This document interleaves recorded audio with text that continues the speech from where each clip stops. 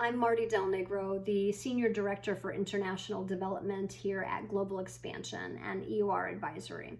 Now, you may have heard the term EOR, but what does it mean and how does it work?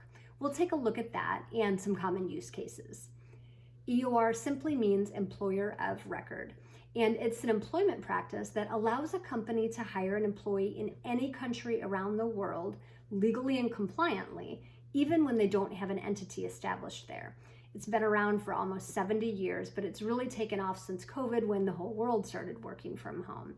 Lots of new companies have entered the space, and global employment is no joke, so you'll want to do your due diligence when selecting a partner, but we'll talk about that separately. For now, let's look at the practice. EOR is really co-employment. So the EOR owns all functions related to HR, legal, tax, and payroll. So they're managing the employment contract, onboarding and offboarding, payroll, tax remittance, benefit coordination. But the company is really having that day-to-day engagement and management of the employee. So they determine workload, work hours, they'll do performance appraisals and approve leave and expense reimbursement. They're in charge of compensation and all decisions around dismissal if appropriate. Now, there's a few different ways we see it used most commonly today, and the first is in talent attraction or retention. The US labor market is just tight right now, and critical roles are going either unfilled or it's taking a really long time to find the right talent. EOR gives a company access to the entire global talent pool, so they no longer have to settle for someone who is maybe not the best fit just because they're local. They can hire the actual right person for the job. We're also seeing more companies have employees come to them saying, I want to go live abroad for a year. If an employee is a valued one, then EOR gives a company the ability to let their employees move abroad.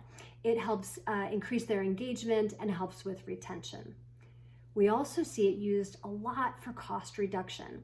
So the reality is just non-domestic talent is oftentimes much less expensive. And within that talent pool, you have highly educated, fluent English-speaking workers who are very motivated to work and are willing to work a US time schedule.